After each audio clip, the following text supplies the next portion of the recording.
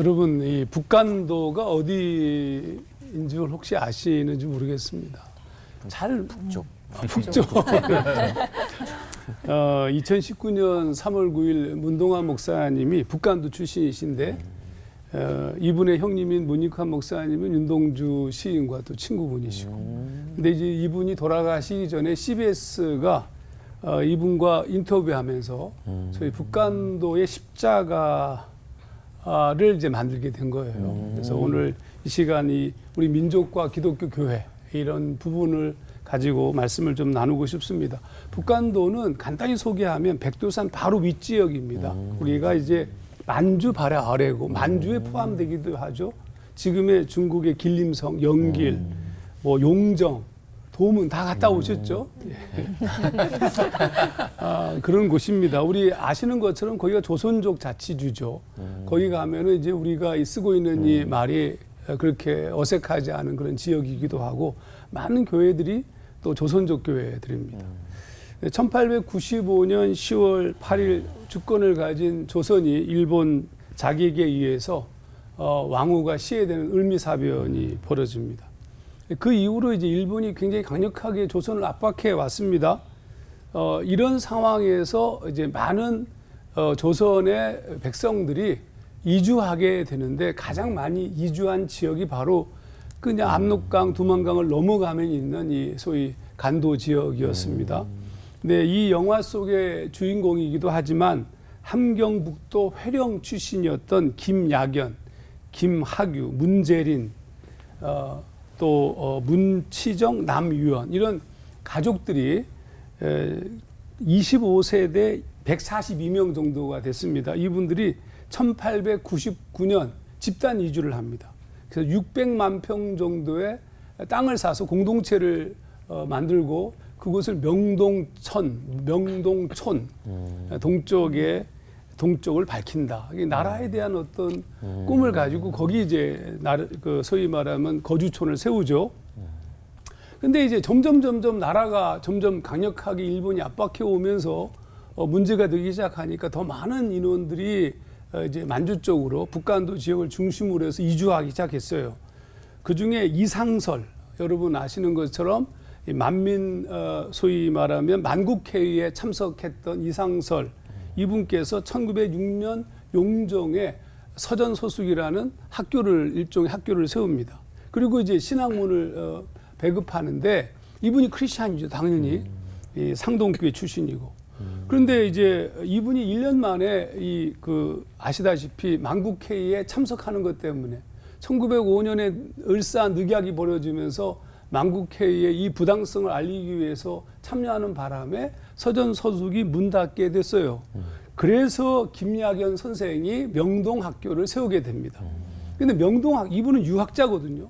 근데 명동학교를 세우려고 하니까 이게 교육의 문제가 당장 뭘 어떻게 가르쳐야 될지 모르지 않습니까? 그때 이제 이동희 선생, 이분도 전도사님입니다. 전도사님. 이분이 나중에 거기 가서 많은 이제 부흥회도 하고 그러셔요. 영화 속에서도 등장합니다. 그분이 했던 부흥의 내용 이런 것이 있어요. 우리가 내 땅을 버리고 왜 여기까지 왔습니까? 단지 먹고 살려 여기 왔습니까? 아닙니다. 자리를 잡으면 교회를 세우고 교회를 세우면 학교를 세워야 합니다. 그렇게 해서 3,000개의 교회와 3,000개의 학교가 세워지면 조선의 독립이 이루어질 것입니다. 가슴이 뛰죠. 이 이동희 전도사님이 북간도에 이렇게 기독교를 전하고 학교 교육을 시작하는데 이거를 이분이 독립운동하느라고 잘 못하니까 정재면 전도사님을 그 북간도 교육을 맡겨요. 이 정재면 전도사님도 뭐 전도사님이시니까 당연히 이분이 열심히 하려고 하는데 이때 소위 명동학교의 김야견 선생님이 정재면 전도사님에게 이걸 부탁해요, 교육을. 그때 이제 유명한 사건이 벌어집니다. 정재면 전도사님이 그 부탁을 받고 단판을 벌입니다. 5개의 가문 씨족사로 이루어진 명동촌, 그렇죠? 근데 그분들을 다 모아놓고 뭘 얘기하냐면 내가 이곳에 와서 학교를 세우겠다. 학교를 이끌어 가겠다. 하지만 조건이 있다. 학생들이 예배를 드릴 수 있어야 하고 성경을 가르칠 수 있어야 된다. 아니 이게 유학을 하고 있는 그분들 입장에서 보자면 이게 상당히 당황스러운 요청이었어요. 하지만 이분들이 결단합니다. 전체가 다, 그 명동촌에 거주하던 전체가 다 집단 개종을 합니다. 전부 예수를 믿기로 해요. 41세의 김야견은 1909년 정재면으로부터 민족 구원의 종교로서의 기독교를 본 거예요. 그러니까 전체가 다 개종합니다. 이게 엄청난 사건입니다. 김야견 선생이 누구냐면 윤동주의 외삼촌입니다. 제가 개인적으로 윤동주를 성님으로 모시고 있는데 온 가족이 개종을 했어요. 5가문 전체가 다 예수를 믿은 겁니다. 이게 굉장히 중요합니다. 왜 예수를 믿었을까? 무슨 얘기냐면 고통과 소위 고난 가운데서 분명히 잡아야 될 가치를 발견한 겁니다. 고난이 기회였다는 뜻입니다. 그런데 이제 그 이후에 이제 아주 그냥 뭐 엄청난 사건들이 벌어지게 되죠. 사실은 이 북간도의 기독교인들 뿐만 아니라 그 이후에 하나님께서 우리 크리스찬들을 통해서 역사하신 일들은 너무 깊습니다. 이제 영화를 여러분 꼭 보셔야 돼요. 보셔야 되는 이유는 뭐냐면 우리가 독립운동을 얘기하고 민족을 얘기할 때 교회가 잘 안 보여요. 근데 그게 아니고 그게 온통 그 밑으로 들어가면 온통 교회가 있어요. 예를 하나 좀 들어보겠습니다. 영화에도 나오지만 우리가 최근에 개봉했던 영화 중에 봉오동 전투 아시죠? 나중에 청산리 대첩 이게 전부 북간도입니다. 북간도, 간도. 그런데 이제 이 영화 속에서도 나오지만 그 예를 들면 청산리 전투가 벌어졌을 때 일본을 이길 수 있었던 이유 중에 하나가 그 어랑촌 그 계곡을 따라서 교회들이 굉장히 많았는데 그 교회들이 독립군들을 도왔어요. 그러니까 그 뿌리를 찾아가 봤더니 거기에 교회가 있었다는 거죠. 이걸 뭐 도무지 부정할 수 없는 엄청난 사건들입니다. 제가 말씀을 좀 하고 싶은 얘기가 너무 많지만 말씀을 좀 마치면서 북간도에 뿌려진 씨앗의 열매들이 누구냐 하면 우리가 잘 아는 윤동주 시인도 있지만 문익환, 문동환, 김재준, 강원용, 송몽규 이런 분들이 있었어요. 그뿐만 아니고 크리스찬들이 굉장히 많았죠. 진남포 애법 총련의 총무였던 여러분 잘 아시는 김구 선생님. 이분도 크리스찬이에요. 크리스찬. 을사의학 반대에 참여했다가 아주 전면에 들어선 분이시고 몇 분만 더 얘기해 볼게요. 서재필, 안창호, 이준, 신채호, 안중근, 주시경, 남궁업, 전덕기, 이동희, 이승훈, 이상재, 유관순, 김규식, 이상설, 헤아릴 수 없을 정도로 많습니다. 어디에서든 그것이 북간도이든 바벨론이든 하나님을 생각하고 예수를 바라보던 자들이었다고요. 그러니까 사라질 수가 없어요. 사라질 리도 없습니다. 하나님이 살아계시기 때문에 하나님 때문에 사라질 수가 없어요. 다 포기하고 1940년대 이후에 여러분 러일 전쟁, 청일 전쟁 이후 그리고 이제 태평양 전쟁을 일으킨 이 기가 막힌 일본이 엄청난 방법으로 우리를 압박해 들어갔어요. 그때 바로 그때 누가 있었냐면 크리스찬들이 살아서 역사하고 있었습니다. 저는 오늘 이게 매우 중요하다고 보여지는데 사라질 수 없는 이유 하나님이 계시기 때문에 그들이 이 모든 것이 다 꺼져 내려가는 민족의 고난과 아픔 속에서 그리스도를 바라봄으로 새로운 소망을 갖게 되었다. 히브리서 12장 말씀을 읽고 마치겠습니다.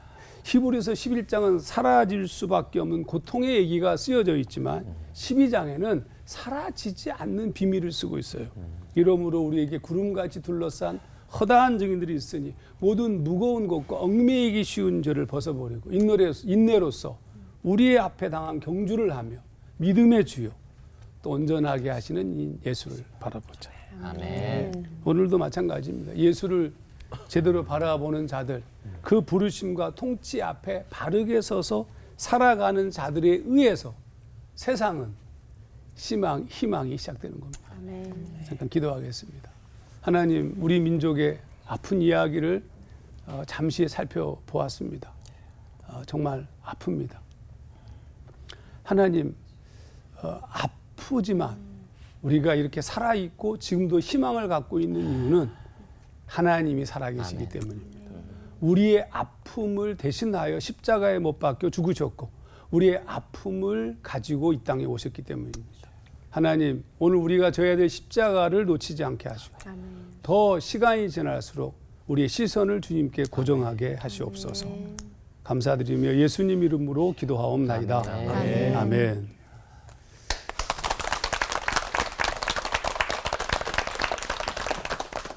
십자가, 아주 묵직한 주제로 부족한 적이 섰습니다.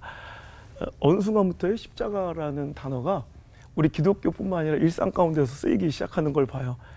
오래전 예능 프로그램에서 이제 나왔던, 제가 들었던 에피소드인데, 절에서 스님들이 이제 마당을 쓸다가 빗자루로 장난을 치다가 주지 스님이 되게 아끼는 그 분재 화분을 깨트려 버린 거예요.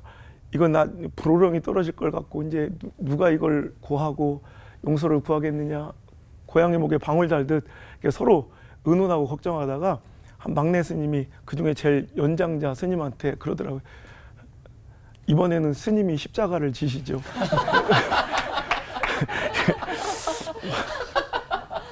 어느 순간 절에서도 십자가라는 용어를 쓰고, 제가 얼마 전에 그 더 짠내 투어라는 그런 TV를 보니까 우리 개그맨도 계시지만 개그맨들이 그 웃게 된다는 부담감에 막 삼행시를 하다가 갑자기 이제 성공한 사람들 이제 난 십자가를 내려놨다고 그러면서 십자가 이렇게 CG가 있더라고요. 그래서 그 삼행시에 성공한 사람이 이제 CG를 십자가를 벗는 거예요. 어느 순간 제가 보면서 십자가가 어느 순간 우리 삶 속에 깊이 들어와 그냥 막 여기저기서 쓰이는데 원래 의미를 잃어버리고 퇴색된 채 뭔가 이렇게 독박 쓰는, 뭔가 재수 없는, 누군가에게 덤탱이를 씌우는 뭐 이런 용어로 사용되고 있지는 않은가. 근데 십자가는요, 우리 성도의 그리스도인의 정체성이며 가장 큰 영광 때 하나님께 우리를 먼저 구원하신 이유와 목적인 줄 믿습니다. 특별히 우리 한국 교회 이 복음의 역사의 태동부터 우리 민족은 특별한 역사를 갖고 있죠. 순환과 침탈을 당하고 전쟁을 겪으면서 우리 기독교인들이, 그리스도인들이 또 교회가 각자의 자리에서 빛처럼 소금처럼 그 역할을 감당하며 하나님께서 맡기신 그 십자가를 자기를 부인한 채, 인생을 부인한 채, 때로는 생명까지도, 가족까지도, 자녀까지도 부인한 채 그 십자가를 지었기 때문에 정말 이 역사의 굴곡진 현장마다 또 그늘진 곳마다 기독교인들이 정말 항상 우리 한국 사람 말씀하신 것처럼 그때마다 항상 그 역할을 감당하고 십자가를 지셨기 때문에 오늘 우리가 이렇게 당연하게 누리고 있는 자유와 풍요함이 또 이 부흥과 이런 영적 이런 큰 선물들이 오늘날 우리에게 주어진 줄 믿습니다. 북한도의 십자가라는 이 영화가 CBS에서 제작되고 정말 저는 하나님 역사에 절대로 버릴 것이 없는 것이 우연은 없는 거예요. 정말 하나님 나라에는 쓰레기통이 없대요. 버릴 것이 없다고. 정말 우연이 없어요. 정말 이때를 대비한 것처럼 이때를 위함이 아닌 줄 누가 알겠느냐. 기획하고 또 제작한 것은 훨씬 더 이전부터지만 어떻게 딱 개봉될 이때쯤에 정말 한일 간에 또 문제가 이렇게 대두되고 여러 가지 국내외적으로 직면한 여러 가지 갈등과 반목과 이 분열과 여러 가지 이 어려운 현장 속에서 오늘 저는 북한도의 십자가를 통해서 오늘날을 살아가고 있는 그리스도인들이 그 십자가를 지라는 하나님의 준엄한 명령을 CBS를 통해서 또 영화를 통해서 우리에게 전달하고 계신 건 아니겠는가.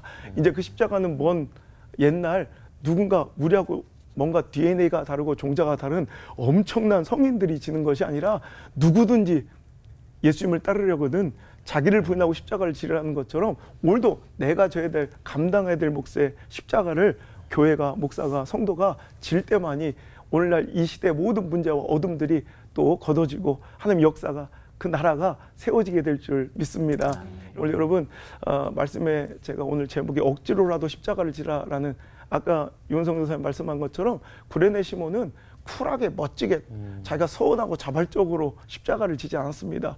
억지로 가다가 억지로 그 십자가를 메어졌다고 기록되어 있어요.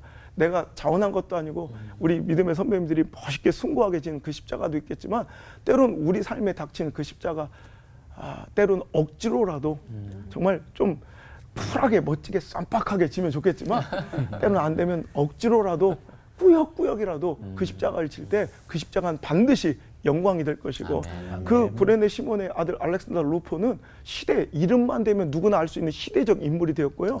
그 어머니 그러니까 이 구레네 시몬의 아내는 사도 바울이 자기 어머니라고 칭할 정도로 그런 영적인 명문가가 되었다는 거죠. 뭐 자기가 서원하고 결단하고 뭐 한 것도 아니지만 억지로라도 주어진 기회에 순종할 때 우리는 내가 상상도 못할 엄청난 영광에 오늘 우리가 잠시 받는 고난은 하나님 장차 주실 영광과는 비교할 수도 없습니다. 그 영광을 찾아러 오늘 여러분에게 지어주신 십자가, 여러분 맡긴 십자가 무엇인지 오늘도 감당하시는 그럼 우리 올폰 모든 가족들에게 계실 주의 이름으로 축원합니다.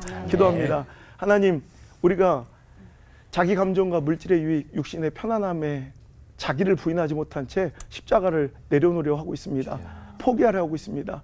오늘도 믿음의 그 귀한 선배님들의 그 길을 쫓아 우리도 나에게 맡겨주신 하나님의 십자가를 묵묵히 감당하며 때로는 억지로라도 감당하며 그 길을 걸을 수 있는 멋진 한국교회가 될 수 있도록 우리 모든 성도가 될 수 있도록 주여 축복하시며 우리에게 믿음을 더하여 주옵소서. 아멘. 나의 사랑 참 좋으신 우리 예수님의 이름으로 감사하며 기도 올려옵나이다.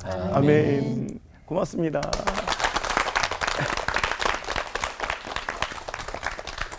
삼일운동 100주년이 되고요. 그리고 광복절 빛을 다시 찾은 해 74주년이 되는 해입니다. 이 역사적인 이 해 우리 믿는 크리스천들 이렇게 훌륭한 위대한 선배들을 둔 크리스천들은 어떻게 마땅히 살아가야 할 것인가 세 가지 말씀을 드리고 싶습니다. 첫째는 기억해라 하는 거죠. 기억해라.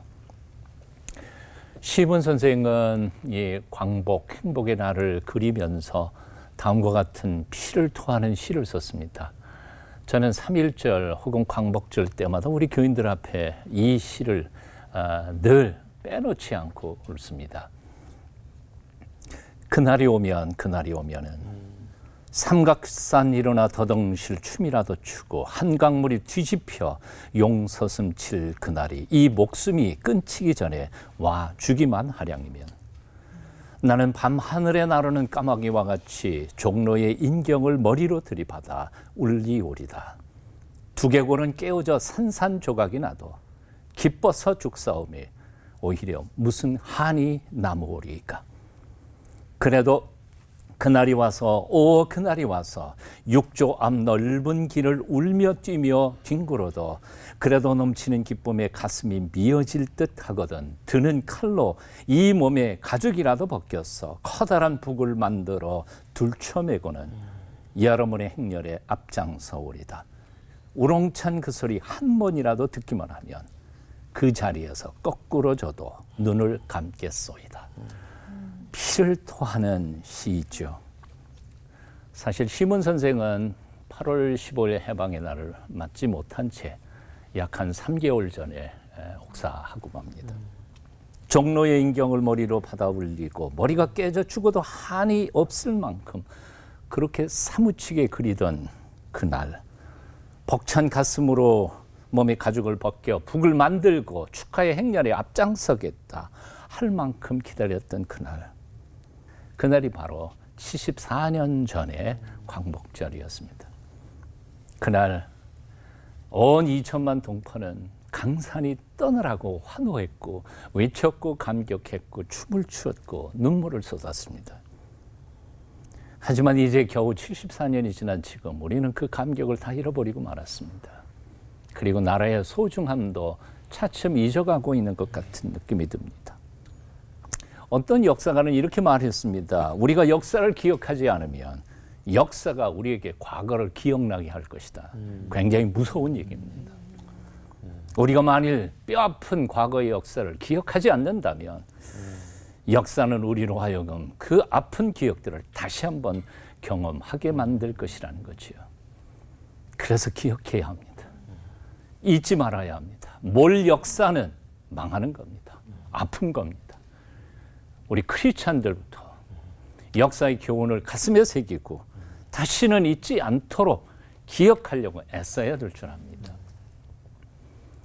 자, 그렇다면 두 번째로 기억한다는 것은 뭘까 하는 겁니다. 저 나름대로 해석한 것은 기억한다는 것은 저항한다는 겁니다. 과거를 잊으려고 하는 나의 망각, 본능과 싸우는 겁니다. 현실에 주저앉으려고 하는 이 안일한 본성과 싸우는 겁니다. 거짓과 미움과 이간질과 그리고 비리와 과격한 폭력과 이런 하나님이 원치 않는 것들과 싸우는 겁니다. 싸운다는 것은 주먹 쥐고 뭐 멱살 잡고 싸운다는 말이 아니라 사실은 우리 크리스찬들에게 표현한다면 하나님의 뜻이 아닌 것에 대하여 과감하게 "No, 아닙니다 라고 말할 수 있는 저항하는 것, 이것이 바로 저항이고 또 크리스찬의 자세라고 생각합니다. 사실은 요즘 이렇게 욕먹고 기독교가 사회에 지탄을 받고 있는 이 시대에 정말 저항하는 그리스도인으로 살아야 할 줄로 믿습니다. 아멘. 마지막 세 번째는 이 시대의 그리스도인의 살아갈 삶의 자세는 담대하라는 겁니다. 우리가 기억해야 할 것이 있습니다. 저항한다는 것은 대가를 치러야 한다는 거죠. 희생이 있어야 된다는 겁니다. 실제로 100년 전의 광복절 그때에도 하나님은 엄청난 기적들을 행하셨음을 우리는 역사적 자료에서 찾아볼 수 있습니다. 난 그 한 가지만 소개해 드리려고 합니다. 종로 경찰서 형사주임이었던 최운설이라고 하는 사람이 폭로한 거에 의하면 일제 마지막 총독이었던 총독 아베 노부유키, 하필이면 아베. 그래서 어떤 사람들이 이 아베가 아마 그 지금 현재 아베의 할아버지라 그러는 사람인데 그건 안 맞는 얘기입니다. 왜냐하면 아베라고 하는 글자 발음은 똑같은데 한자가 달라요. 여하튼 아베 노부유키의 조선총독부 보호관찰령 제3호 지령에 의하면 이 나라의 기독교 지도자들을 대량 학살할 계획이 암암리에 진행되고 있었습니다. 그런데 그 결행일이 언제인 거 아니? 1945년 8월 18일 날 몽땅 다 죽이기로 했었습니다. 그런데 3일 전인 8월 15일 날 해방이 됐습니다. 그리고 8월 17일, 즉 죽게 된 바로 전날 밤에 이 수천 명의 기독교 지도자들이 방면을 당하게 됩니다. 이걸 우연이라고 생각할 수 있을까요? 우연이라면 너무 큰 우연이에요. 사실은 역사 속에 하나님의 우연은 아니라고 생각해요. 아멘. 그 하나님이 지금도 우리 하나님이 되십니다. 아멘. 그리고 예수 그리스도는 우리에게 이렇게 말씀하십니다. 세상에서 너희는 환난을 당하라. 담대하라. 아멘. 내가 세상을 이겼노라. 이번 다큐멘터리 북간도의 십자가 보면서 정말 감동적으로 봤습니다.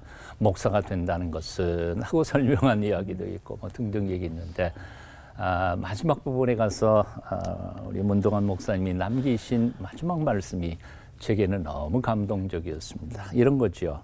진지하게 살면 역사와 통하게 되고 예수님하고 교류하는 경험을 가지게 될 것입니다.